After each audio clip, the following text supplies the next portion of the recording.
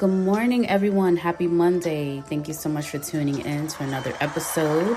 I'm your favorite podcast host, Niki We. Let's get this conversation started. I have so much to talk about today. So first and foremost, we know Thanksgiving is right around the corner, and I hope everyone has a safe, happy, and healthy Thanksgiving. Like I said in my last episode, the holidays are going to feel different because we can't gather or we're advised not to do big gatherings. But, virtual situations, I know it's not going to feel the same. It's not going to look the same. I get it. Trust me, I get it. But you kind of have to reinvent and adapt to what is really going on. And it's just to be safe. But I think I pretty much have my menu set. I'm making chicken, garlic mashed potatoes, gravy, stuffing, mixed greens, and my famous sweet cornbread. My husband has to get involved. So he's making baked macaroni, peas and rice, and he's smoking a brisket. He loves doing that. I know my mother-in-law is going to be making a turkey, the potato salad, and I think we have some more food from other family members, but I'm not too sure since we obviously can't all gather together. But either way, I love Thanksgiving leftovers. So if we have too much food, it's really okay. And for dessert, I think we're going to have a few pies, apple pie, sweet potato pie, all that stuff. But I'm going to be making a red velvet cake. I haven't made a red velvet cake in years. But I figured, might as well just whip out whatever I can, right? And I'm going to make a carrot cake with cream cheese. I made carrot cake a few times with crushed nuts and raisins, and it was a big hit. So I'm going to have to make that again. My father-in-law, he loves my deviled eggs, but it sounds like we might have enough food, but you never know. Whatever I'm in the mood for is probably what's going to happen. I love seeing people's faces when they taste something that's really good. But I have a delivery coming tomorrow, which is my NutriBullet, which I'm so excited about as well. So I figured after Thanksgiving, we would incorporate more healthy stuff. We're probably going to do maybe like the juicing in the morning or something. And I also bought a few exercise equipment. So hopefully changing our eating habits will result in a continuous healthy lifestyle for all of us. Like I said in my previous episode, 2020 has shed light on what's really important, and my entire house we're going to need we're going to be doing a cleansing inside and out. I can't control what happens to me when I leave my house, but I can control how I choose to live my life inside of my house. But speaking of family and health and all that stuff, I'm not sure if you're following me on Facebook, but I posted an ad on Facebook, and I'll get a little bit more in depth about this ad. But if you're not following me, you just go type in Niki Marie and you can follow me or whatever. I'm not sure if my listeners have heard of burt'sbees, but back in the early 1980s, Burt and Roxanne created burt'sbees. Their company is known for lip care, skin care, body and hair, and other care products. And then in late 2007, Clorox purchased burt'sbees for $925 million. So just to give you a little financial insight, from 2000 to 2007, burt'sbees' annual revenue went from $23 million to $164 million.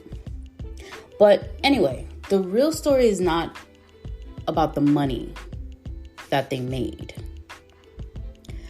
but it's about this ad. Now, again, if you're not following me on Facebook, just go hit me up on Niki We. This was actually something that was on Baller Alert, but I voiced my opinion. So burt'sbees has a Jammies matching holiday organic line, which is on Amazon, and I looked it up, and there's a few family photos. Some of them are really nice. Most of the family that they have on there are white, with small children. They had one black family, but it was the mother with her small children, but there was no father that was present. So a few people took to social media and voiced their opinion, myself included, as I said. It was such a stereotypical idea that a black family could not have a mother and a father present. Now, if you go to Amazon, now it's not there anymore, but every picture that was on there that was displayed was a mother and a father and their kids, or a mother and a father and a child. But these particular images that came up was 3 white family members who had a mother, a father, 2 kids, one had a dog, etc., etc. Then there was one black family who just had the mother and her 2 kids, and you could see that there was somebody missing. So, now if you recall in 2018, Chadwick Boseman, rest in peace, gave a commencement speech at Howard University, and he said that he was fired. Now, he didn't say the TV show, but I watched the show, All My Children, and I knew exactly what he was talking about. But he was fired for questioning his stereotypical role. He was to play a young black man with a violent streak and an absentee parent. Now, I had to do a little bit of research because I knew I was going to be talking about this today. I'm just going to read this part of it, and then I'll fill you in on what happened when I reached out to burt'sbees. All right, so fatherless is not defined by living arrangement. Majority of black fathers actually live with their children. This number is like really, to me, is really huge. 2.5 million versus 1.7 million. It's very unfortunate that a lot of black men are, maybe they're in the military, maybe they're incarcerated. Unfortunately, they're dead or they're just missing. So this morning, I was reading an article on the New York Times titled "The Methodology: 1.5 million missing black men." The information that they received comes from the Census Bureau. And this is why people say that it is very important for you to fill out your census, because you don't get counted. So as of 2010, they estimated 625,000 prime age black men were imprisoned. Now, there are a bunch of different percentages on black fathers versus white fathers versus this blah, blah, blah. And I don't even want to drag out the numbers, but just know that companies are looking at their bottom line, depending on who owns the company, who their core buyers are. It's all about knowing your brand, what your brand stands for, and how your marketing team can make or break your company. And like I said, I did reach out to burt'sbees, and I got this whole apology and excuse of the father's schedule. Of course, people work. that's what we gotta do. We gotta work. And majority of the time, the woman is at home, or she's working too, because, us women, we are powerhouses. But that's just what they do. And I just can't, for the life of me, think that they couldn't take the time to say, hey, maybe we should reschedule when the father is present. Or, hey, maybe we should choose a different family. Like, you don't look at the whole picture, the bigger picture of what's really happening. It's just, like I said, people work, but there were other families that they could have chosen because this negative perception didn't have to be seen. Because right now, people actually live like this. Like, people will be without a mother and it's just the father, or vice versa. But we don't always want to see that there's an absentee parent depicted, especially when it comes within the Black family, a Black household. I myself had my mother and father living in one home until I was 3 years old, as far as I recall. But my father never felt like he wasn't there. He just didn't live with us, but he made his presence known in my life. Oh, by the way, shout out to Real Dads Network. If you're not following them on Instagram, you should go and support them.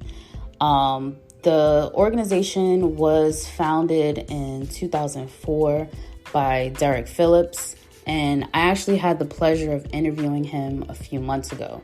And he offered a lot of insight to the way Black men often live in silence and fear. And there's opportunities that they don't get for various reasons. But they're on Instagram. It's Real Dads Network.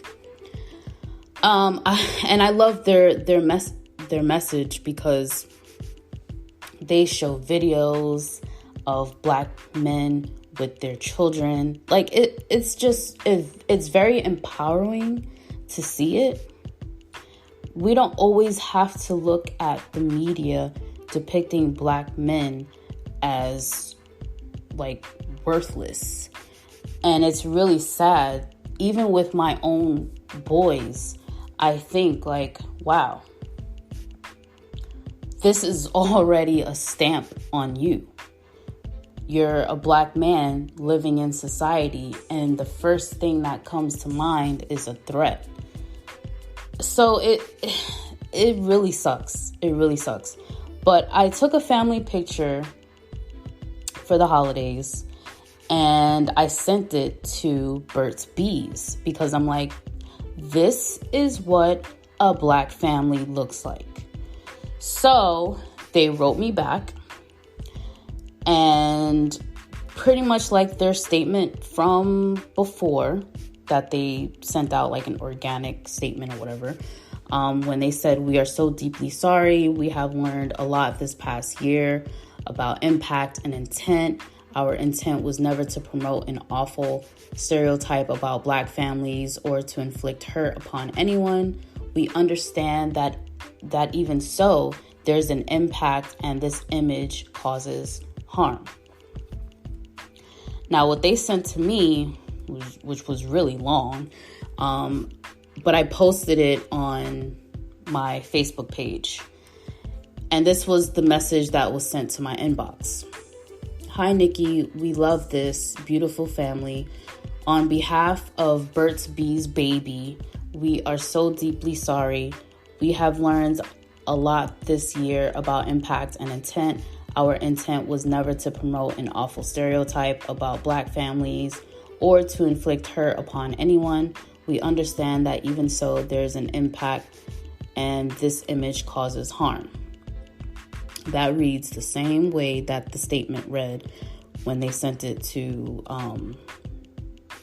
whatever media. They do the PR cleanup and stuff like that, right? They continued on to say, we would never create an ad like the one being shared. We want to note these images were not part of an ad, but rather pasted together by a third-party Twitter user from different images of actual families we had on our website.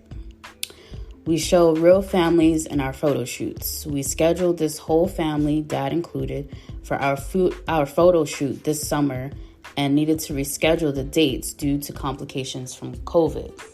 As a result of the rescheduling, dad wasn't available due to work.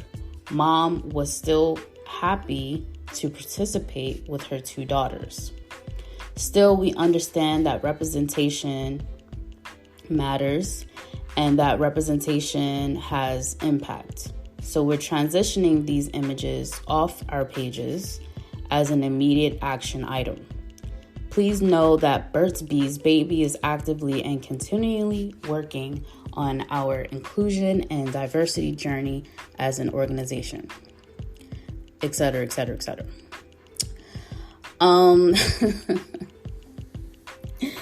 I still feel, as a company, white, black, whatever, Hispanic, whatever, you should know that the world is always ever changing. And what you put out is often what you get back. So if you are going to depict something, you have to first think internally, how do I feel? What if this was me? And a lot of times we're living in this world of being desensitized and not really putting ourselves in the other person's shoes. This whole concept of do unto others as you would have them do unto you is oblivious in some people's minds and hearts. And it's really sad that it would take the general public to bring awareness to something that a multi-million, almost billion-dollar company should have recognized before they put it on display. No one can ever take something and just make it up unless you put it out there. Like, I see a lot of nudity, a lot of scandalous things. And then I wonder, are you going to live with the regret?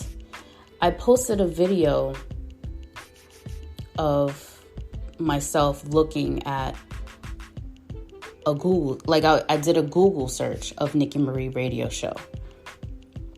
And there's all these different things, images, videos, articles, etc., etc. Everything that was branded that says Niki We radio or Niki We radio show. My brand is important. It's on display for the world to see, the internet to see. Am I posting anything that I'm gonna regret? And I try to tell my daughter the same thing. She's like very heavy on TikTok, which I don't really like, but I love the fact that she's being creative. So it has its pros and cons. But I want to say what you put out into the universe is ultimately what you're going to get back. And burt'sbees is not the only company that has ever done something that affected others. There's an article on topmba.com. And it talks about other businesses that have fallen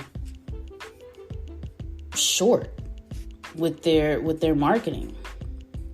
companies like Dove, Gucci, H&M, just to name a few. But people don't know their boundaries. Like, there's boundaries to a lot of different things. And you don't even realize that what you're doing is either racist, sexist, it's all about body shame. It's just a lot of different things. And, people say buy black. But how many people are really supporting black-owned businesses? I just feel like we've come to this moment where there's just constant division and disrespect for humans. And it's just really sad. It's really sad.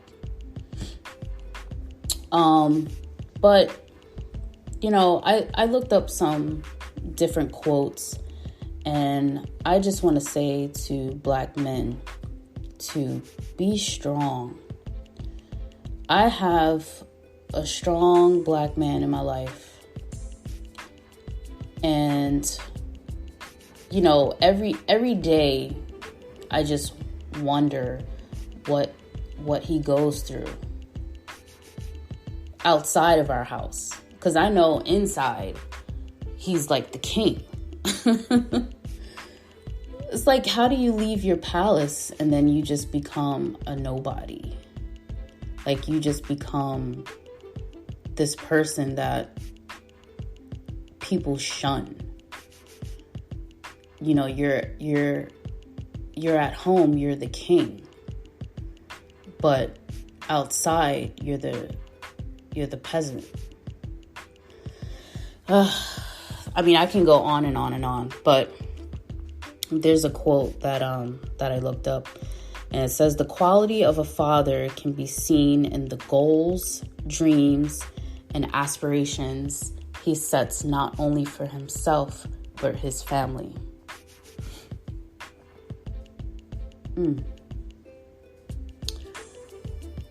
I want to say this. And this was also something that I looked up. Dear black men, you are smart. Never second guess your capabilities. You are more than capable of doing anything that you set out to do. I encourage you to not be afraid to unleash the best in you. Shine bright like an excellent cut, round, brilliant diamond, and dare to succeed without apology. So many of our black men just get mistreated for the color of their skin. And even women. And I have a show coming up. Hopefully I can get it up this Friday with women. I call them the ebony and ivory of business. But we talked about some motivating things and about how women should challenge each other to be better, but together, not divided. And I hope that everyone will look at that show and listen to what we had to say. It was very empowering, and I want to continue with episodes like that. But I will leave you with this. I will say this again.